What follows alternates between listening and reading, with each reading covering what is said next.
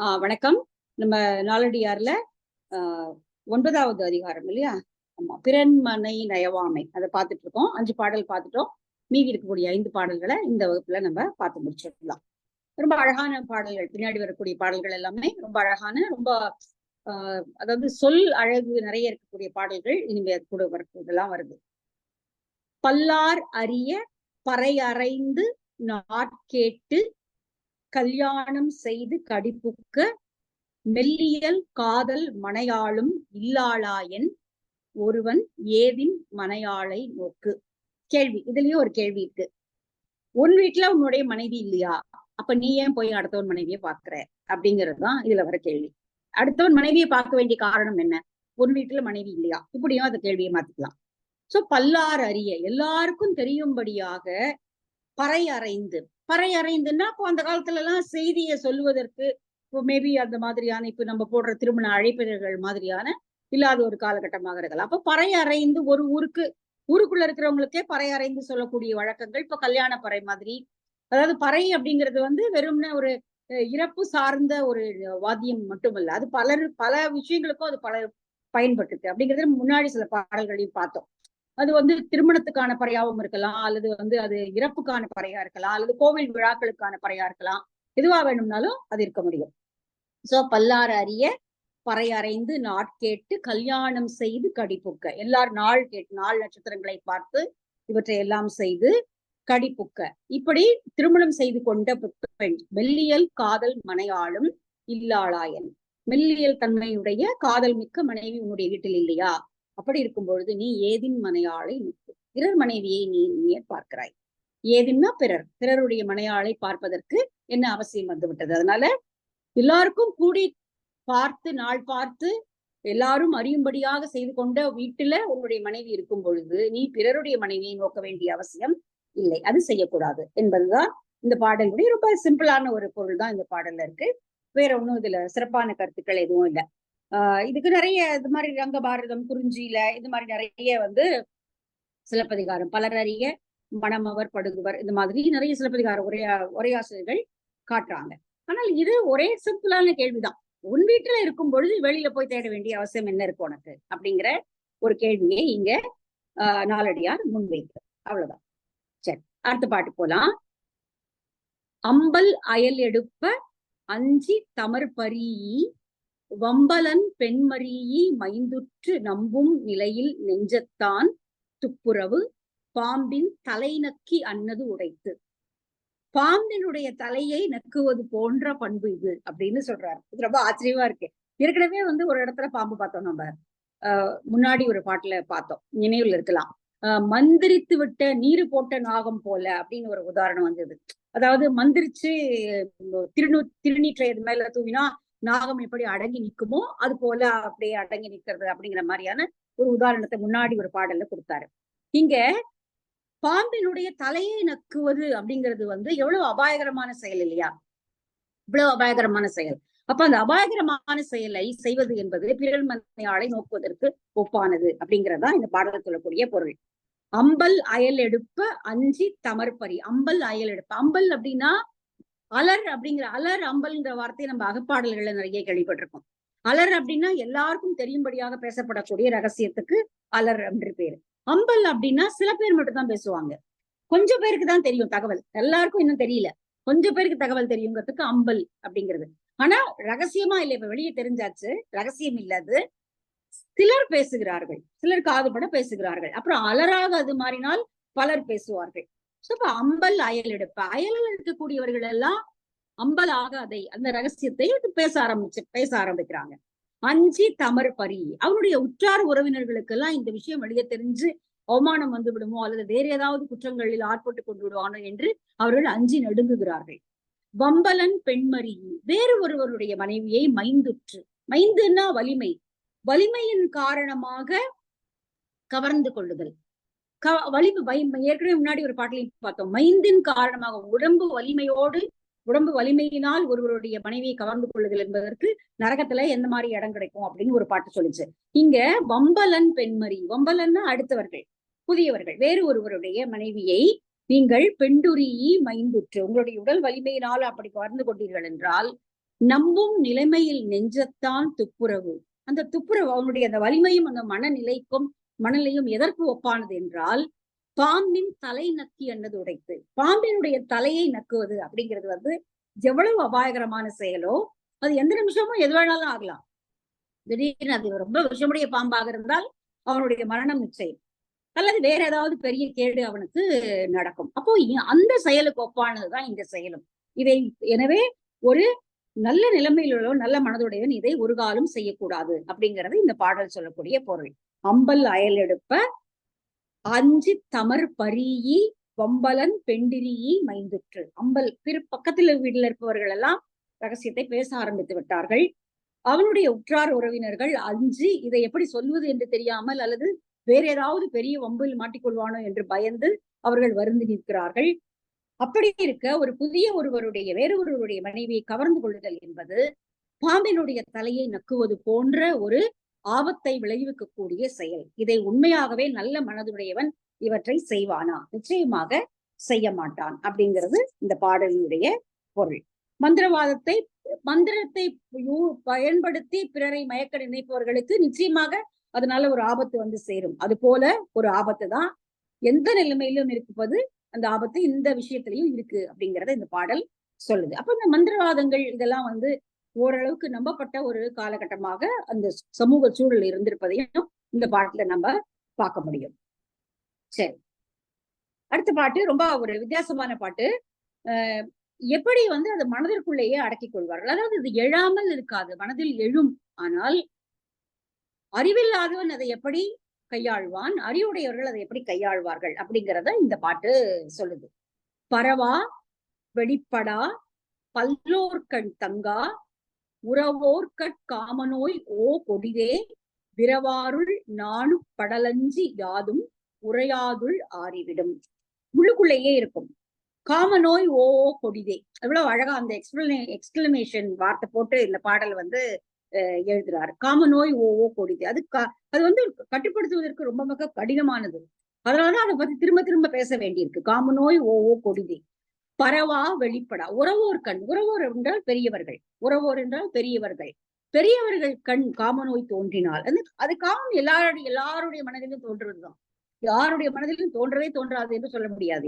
மனிதனாக பிறந்த எல்லாருடைய மனதிலும் அது தோன்றும், எழும், விழும், அழியும், அல்லது அவமானப்படும், ஏதோ எல்லாமே நடக்கும். அப்போ ஆனால் அறிவுடையவர்களுடைய மனதில் அது தோன்றியது என்றால் அவங்க என்ன செய்ய மாட்டாங்க அப்படின்னா, இப்படி பல்லாறு அறியாதை வெளியில் காட்டி அவமானப்பட மாட்டார்கள். பரவா உறவோர்கண். உறவோர்னு பெரியோரிடத்து உண்டாகிய இந்த ஆசை என்கின்ற நோயானது பரவாது, வெளியில பரவாது, வெளி யாருக்கும் தெரியாது, வெளிப்படா. பல்லோர் கண் தங்கா, பலருக்கும் அறியும்படியான ஒரு செயலை அது செய்து விடாது. எல்லாருக்கும் தெரியும்படியான ஒரு இழிவான நிலைமைக்கு அவங்க போயிட மாட்டாங்க. அத மனசுக்குள்ளேயே அவங்க அதை மறைச்சுப்பாங்க. விரவாருள் நானு படலஞ்சி. விரவாருள்னா பிறருக்கு, அதாவது சுற்றி இருப்பவர்கள், அவர்கள் அறிவதற்கு யாதும் உரையாது, ஏதாவது வெளியில தெரிஞ்சிருச்சு என்றால் எப்படி அது அவமானமாகிவிடும் என்பதை அறிந்து கொண்டு நான் படல் அஞ்சி, அதாவது ஒரு வெட்கக்கேடாக அது மாறிவிடும் என்பதனால் அதற்கு அஞ்சி யாதும் உரையாது உள் ஆறிவிடும். எதுவுமே அதை வெளியிலேயே காட்டிக்கொள்ளாமல், அது வெளியிலேயே சொல்லாம மனதிற்குள்ளேயே அடங்கி அதை பூட்டியவர்கள் மறைத்து விடுவார்கள். அப்போ ஆசையே தோன்றாதா என்றால் தோன்றலாம், தோன்றியிருக்கும். அப்படிப்பட்ட கதைகள் நிறைய இருக்கு. ஆனால் அதை வெளிப்படையாக காட்டிக்கொண்டு அதை வெளிப்படையாக செயல்படுத்தி அவமானப்பட்டு பிறர் அறியும்படியாக ஏசும்படியாக நடந்து கொண்டு அதனால தன்னுடைய பெயரை கெடுத்துக் கொள்ளக்கூடிய முட்டாள்களாக இவர்கள் இருக்க மாட்டார்கள். அதுக்காக போய் சொல்லவும் முடியாது, சொல்லவும் மாட்டாங்க. ஆனால் அதை அப்படியே அவர்கள் மனதிற்குள்ளேயே அடக்கிக் கொள்வார்கள். இது ரொம்ப ஒரு பெரிய நீண்ட ஒரு லாங் ரோப் கொடுக்கிற ஒரு பாட்டு மாதிரி இது தெரியுது. எனவே அறிவுடையவர்கள் இதை இப்படிதான் வந்து சமாளிப்பாங்க. அப்படி இருந்தால்தான் இது வந்து சரி செய்து கொள்ள முடியும். இல்லை என்றால் வீணாக அவமதித்து அவமானப்பட்டு பிறரால் பழித்துற்றும்படியான ஒரு நிலைமைக்கு ஆளாக நேர்ந்து விடும் என்பதனால, ஏன்னா இது வந்து ரொம்ப பெரிய பழி அச்சத்தை கொடுத்து, ஏற்கனவே முன்னாடி ஒரு பாட்டில் நம்ம பார்த்தோம், எல்லாமே அதாவது பகை எல்லாமே வந்து சேரும், பெருமை, குடிப்பெருமை, இது எல்லா புகழ், இது எல்லாமே இந்த ஒரே ஒரு காரியத்தினால அழிஞ்சு போகும் அப்படிங்கிறத முன்னாடி பாடல்ல பார்த்திருக்கோம். அதனால அறிவுடையவர்கள் இப்படி ஒரு இது நடந்தால் அதை அவர்கள் வெளிப்படாத வண்ணம் சமாளித்துக் கொள்வார்கள். உள்ளுக்குள்ளேயே வைத்து அதை அடக்கிக் கொள்வார்களே ஒழிய அதை வெளிப்படையாக பிறருக்கு தெரியும்படியாக காட்டிக்கொண்டு தங்களை முட்டாள்களாக ஆக்கிக் கொள்ள மாட்டார்கள் அப்படிங்கிறது இந்த பாடலினுடைய பொருள். சரி, புரியுது இல்லையா? ரொம்ப சிம்பிளான பாடல்கள் தான் இதுல இருக்கிறது. வேற ஒன்றும் பெரிய விளக்கமோ உரையாசிரியர்கள் எதுவும் குறிக்கல. எதுவும் சிறிதுமே வெளிப்படக்கூடாது. ரொம்ப அழகான ஒரு குறள் எனக்கு ஞாபகம் வருது. இதுல வரும் இறைமாட்சியில், இறை அதாவது அரசனுக்கு சொல்லக்கூடிய இதுல தன்னுடைய பலவீனங்களை வெளியில் தெரியாமல் காட்டிக்கொள்ளக்கூடிய தன்மை அரசனுக்கு இருக்கணும். காதல் காதல் அறியாமை உயிர்ப்பின் ஏதில் ஏதிலார் நூல் அப்படின்னு ஒரு குறள். அதாவது பகைவர்களுக்கு ஒரு அரசனுடைய பலவீனம் என்பது பகைவர்களுக்கு ஒரு நாளும் தெரிந்து விடக்கூடாது. ஏன்னா அந்த பலவீனத்தை வச்சு இவனை சாச்சிட முடியும் அப்படிங்கிறதுனால, ஏன்னா பெரும்பாலான போர்கள் அப்படிதான் நடந்திருக்கிறத நம்ம பாக்குறோம். அவனுடைய பலகீனம் எதுவோ அதை பயன்படுத்தி அவனை அழித்து விடுதல் அப்படிங்கிறத நிறைய இடத்துல நிறைய கதைகள்ல கேட்டிருக்கோம். இப்ப நீங்க ஈவன் சங்க இலக்கியத்துல புறநானூறுல பாத்தீங்கன்னா கபிலர் பாடுவாரு, பாரியினுடைய பரம்பு மலையை நீங்க போய் அடையவே முடியாது, ஆனால் நீங்கள் ஒரு பாணனாக கேட்டால் அவன் கொடுத்து விடுவான். ஒரு பாணர்களை போல, ஒரு விரலியர் போல, பாணர் போல வந்தீர்கள் என்றால் நீங்கள் பரம்பு மலையை அடைய முடியும் அப்படிங்கிற பொருள்பட ஒரு பாடல் பாடியிருப்பார். அப்போ எதிரிகள் என்ன பண்ணுவாங்க அப்படின்னா, அவனுடைய பரம்பு மலையை முற்றுகையிட்டு அழிக்க முடியாது என்பதை புரிந்து கொண்டு பாணனை போல வேடுவர்களை, அதாவது அந்த உளவு பார்க்கிறவர்களை அனுப்பி, ஏன்னா பாணர்களுக்கு ரொம்ப ஈஸியா வழி விட்டுறக்கூடிய ஒரு நாடு அப்படிங்கிறதுனால அப்படி உள்ள அந்த சுற்று இதெல்லாத்தையும் தெரிந்து கொண்டு அவர்கள் பாரியை வீழ்த்துகிறார்கள் அப்படிங்கிறது கதை. புறநானூறு பாடல்கள் அது வெளிப்படுது. அப்போ எது பலவீனமோ அந்த பலவீனத்தை வெளிப்படுத்தாமல் இருக்க வேண்டும் அப்படிங்கிறது அரசனுக்கு சொல்லப்படக்கூடிய ஒரு கூற்று. இப்ப எங்கேயும் அதேதான். காமநோய் உள்ள வந்தது என்றால் அதை வெளிப்படுத்தாமல் இப்படி மறைத்துக் கொள்பவர்கள் தான் புத்திசாலிகள். மாறாக அதை வெளிப்படுத்தி, அதாவது பிறன்மனையிடம் தோன்றக்கூடிய காதலை வெளிப்படுத்தாமல் இருப்பது என்பதுதான் சிறப்பு. இல்லை என்றால் உங்களுக்கு வீணாக அவமானமும் பழிச்சொல்லும் சேரும் அப்படி என்பதனால இப்படி இருக்கணும் அப்படின்னு இந்த பாடல் சொல்லுது. அடுத்த 2 பாட்டு ரொம்ப அழகான பாட்டு. ரொம்ப அழகா அதை விளக்குறாரு. தீய வைத்து 2 விளக்குறாரு. அம்பும் அழலும் அவிர்கதிர் ஞாயிறும் வெம்பி சுடினும் புறம் சுடும் வெம் கவற்றி மனத்தை சுடுதலால் காமம் அவற்றினும் அஞ்சப்படும், அதனினும் அஞ்சப்படும். நிறைய குறள்ல வந்திருக்கிறது மாதிரி. அதனினும் அஞ்சப்படும், அதை காட்டிலும் அதுக்காக பயப்படணும். அதாவது அச்சப்பட வேண்டிய ஒன்று இது அப்படின்னா இந்த உள்ளே மனதிற்குள் தோன்றக்கூடிய முறையற்ற காமம் தான். முறையற்ற காமம் என்பது அச்சத்துக்குரியது அப்படிங்கறது இந்த பாட்டு சொல்லுது. அம்பும் அழலும் அவிர்கதிர் ஞாயிறும். அவிர்கதிர் ஞாயிறு, சுடுகின்ற கதிர்களை உடைய ஞாயிறு, ஞாயிற்றினுடைய வெப்பம். அம்பு அதாவது வில்லினால் வரக்கூடிய அந்த அந்த துன்பம். நெருப்பு, நெருப்புல வரக்கூடிய அந்த துன்பம், பருதியினுடைய அந்த துன்பம். இதெல்லாம் வெம்பி சுடினும், அதை கணன்று ஒருவரை எரித்தாலும் கூட அது உடம்பை மாத்திரம்தான் எரிக்கும். அதை நீரை கொண்டு அதை அழித்து விட முடியும், வேறு மருந்துகள் போட்டு அதை ஆற்றி விட முடியும். அந்த சூடு என்பது தாங்கிக் கொள்ளக்கூடியது, அல்லது அதை சரி செய்து கொள்ள முடியும். ஆனால் கணன்று, மனதிற்குள்ளேயே கணன்று எரியக்கூடிய வெம்பினா கணன்று, அப்படியே நீர் பூத்த நெருப்பு போல உள்ளுக்குள்ள கணன்று கொண்டே இருக்கக்கூடிய அந்த காமம் என்கிற நெருப்பு கவர்ச்சி சுடுதலால் அது கவலைப்படும்படியான ஒரு சூட்டை மனதிற்குள்ளே ஏற்படுத்துகிறது. கவர்ச்சி சுடுதலால் அவற்றினும் அஞ்சப்படும். இப்ப அந்த கதிர் ஞாயிறை விடவும், அனலை விடவும், அம்பை விடவும் மிகப்பெரிய காயத்தை இந்த காமம் ஏற்படுத்தி விடும். அப்படிங்கிறதுனால அதை விட அஞ்ச வேண்டியது இதுதான். அது வெளியில தெரியும், வெளியில சொல்லலாம், அத இந்த மாதிரி காயம் இதனால ஏற்பட்டது என்பதை சொல்லலாம். ஆனால் மனதுக்குள்ள தோன்றக்கூடிய இந்த காயத்தை வெளியே சொல்லவும் முடியாது. அது ரொம்ப ரொம்ப ஆபத்தானது. ஏன்னா அது சுடுவதை விட இதனுடைய சூடு மிக அதிகமானது, வெளியில் சொல்ல முடியாதது, இதற்கு என்ன மருந்துமே கிடையாது. அப்போ ஏன்னா அதை தீர்த்து கொள்ளவும் முடியாது. இந்த வெப்பத்தை, இந்த வெளியில தோன்றக்கூடிய வெப்பத்தை நீரிட்டு அணைத்துக் கொள்ளலாம், அல்லது வேற ஏதாவது குளிர் போட்டு அணைத்துக் கொள்ளலாம். ஆனால் இதை ஒண்ணுமே பண்ண முடியாது. இதை அப்படி அதை நிகழ்த்தி பார்க்க முடியுமா அப்படின்னா, நிகழ்த்தி பார்க்கும் பொழுது அது வேறு பழிக்கு ஆளாகக்கூடிய ஒரு பெரிய தண்டனையை கொடுத்துரும். இப்போ அதனால அதை செஞ்சு பார்க்க முடியாது. அப்போ அதை விட இது மிக மோசமானது. மிக மோசமான வெப்பத்தை தரக்கூடியது எது என்றால் உள்ளுக்குள்ளேயே கனன்று எழக்கூடிய காமம். எனவே அதை கட்டுப்படுத்துவது என்பதுதான் மிக சரியானதாக இருக்க முடியும். அதனால அவற்றிலும் இது அஞ்சப்படும், அதை காட்டிலும் இதை அஞ்ச வேண்டும் அப்படிங்கிறத இந்த பாடல் சொல்லுது. அதாவது இது வந்து அதனுடைய தன்மையை, முன்னாடி இருந்த பாடல்கள்ல என்ன தண்டனை, என்ன மாதிரி நடக்கும், கால் போகும், மன்னனுடைய இதுக்கு ஆளாகலாம், அல்லது நரகு நடக்கும் அப்படிங்கிற தண்டனைகள் எல்லாம் சொன்ன பாடல்கள், பின்னாடி வரக்கூடிய இந்த பாடல்கள் எல்லாம் என்ன மாதிரியான உள்ளுக்குள்ள அது என்ன மாதிரியான பரிதவிப்பை அல்லது மோசமான நிலையை உண்டாக்குறது அப்படின்னு சொல்ற பாடல்களா அமைக்கப்பட்டிருக்கிறது. அது இது ஒரு அதனுடைய அழகு இது. சரி, அடுத்த பாடலும் நிறைவு பாடலும் கிட்டத்தட்ட இதே மாதிரியான பொருள்ல வர்றதுதான். ஊருள் எழுந்த உருக்கெழு செந்தீக்கு நீருள் குளித்தும் உயலாகும்.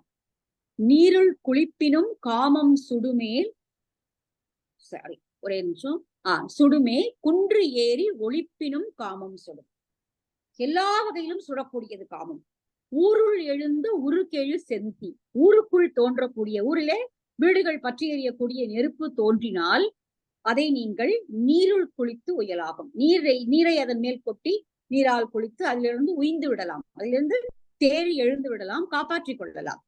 ஆனால் நீருள் குளிப்பினும் காமம் சுடுமே, தண்ணீரில் இருந்தாலும் காமம் சுடும். நீங்க வந்து அப்படியே மனதுக்குள்ள அது அழலாக தகிக்கும் போது நீங்க எவ்வளவு பெரிய அருவி கீழே நின்னாலும் அது அடங்காது. நீருள் குளிப்பினும் காமம் சுடுமே, குன்றேறி ஒளிப்பினும் காமம் சுடும். குன்றேறி ஒளிப்பினும், குன்றின் மேல் ஏறி அங்க இருக்கக்கூடிய பாறையில் இருக்கக்கூடிய குகைகள்ல போய் சென்று ஒளிந்து கொண்டாலும் கூட உங்க மனசு உங்க கூடவே தானே வருது இல்லையா? அது வெளியில இல்ல, அது உள்ளுக்குள்ள இருக்கு. உள்ளுக்குள்ள இருந்து சுடக்கூடிய நெருப்பு அது. அப்போ அதை வந்து நீங்க எதில வச்சு தணிக்க முடியாது. சோ வெளியில ஊரை எரிக்கக்கூடிய, வீடுகளை எரிக்கக்கூடிய நெருப்பை விட இது மிக மிக ஆபத்தானது. அதுக்கு காரணம், அதுக்கு புறத்துல தோன்றக்கூடிய அதற்கு வேறு காரணிகள் இருக்கின்றன. அதை அழிப்பதற்கு காரணிகள் இருக்கிறது, அதை அடக்குவதற்கு காரணிகள் இருக்கு. ஆனால் இதுக்கு எந்த காரணியுமே இருக்காது, கிடையாது. அது தன்னால ஒண்ணு அடங்கணும், அல்லது அதை மனதிற்குள் வைத்துக் கொண்டிருப்பவன் அதை தன்னுடைய அறிவை உணர்ந்து அதை அடக்கிக் கொள்ள வேண்டும். இல்லை என்றால் அது மிக ஆபத்தானது. வெளியில இருக்கக்கூடிய நெருப்பு கூட ஓரளவுக்கு ஆபத்தை விளைவித்து விட்டு மறைந்து விடும், அதை அணைத்து விட முடியும். ஆனால் இதை வந்து ஒண்ணும் பண்ண முடியாது. ஏனென்றால் தன்னெஞ்சறிவது பொய்யற்க, பொய்த்த பின் தன்னெஞ்சே தன்னை சுடும். இந்த குறள் நம்ம அடிக்கடி படிச்சதுதான். தன்னெஞ்சறிவது பொய்யற்க, பொய்த்த பின் தன்னெஞ்சே தன்னை சுடும். வெளியில இருக்கிறவங்களுக்கு தெரியாம இருக்கலாம், ஆனால் நம்ம மனசுக்குள்ள அது என்ன பொய் என்பதோ அல்லது உண்மை என்பது நமக்கு தெரியும். அப்போ அதை மறைச்சிட்டு ஒண்ணு வெளியில சொல்றது அப்படிங்கிறது வந்து அது பொய்யான சுடும் தன்மையை ஒத்தது. அதுதான் இந்த பாட்டுல அவர் வந்து அழகா சொல்றாரு. ஊருள் எழுந்த உருக்கெழு செந்தீக்கு நீருள் குளித்து உயலாகும்.